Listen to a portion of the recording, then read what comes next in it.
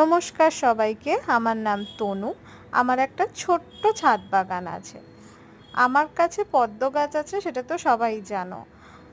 আর তাতে কত সুন্দর ফুল হয় সেটাও দেখিয়েছি তোমাদের। তাই আজকে আমি আমার পদ্ম গাছগুলোতে কি কি খাবার দেই সেটাই শেয়ার করব। প্রথমে কালো কালারের দিয়েছি হিউমিক অ্যাসিড। হিউমিক অ্যাসিড গাছের শিকড়কে গ্রো করতে হেল্প করে। তারপরে হলুদ কালারের দিয়েছি এপসাম সল্ট। পিঙ্ক কালারের দিয়েছি এনপিকে। এনপিকে 20-20-20 ইউজ করতে পারলে খুব ভালো। এনপিকে আর এপসাম সল্ট কিন্তু গাছে ফুল আনতে সাহায্য করে। এরপর কাগজটাকে সুন্দর করে মুড়ে আমি একদম টবের মাটিতে গেঁথে দেব মাঝের দিকে, কারণ পদ্মর কিন্তু শিকড় সাইডে গোল হয়ে ছড়িয়ে থাকে। সবকটা গাছেই তাই করব।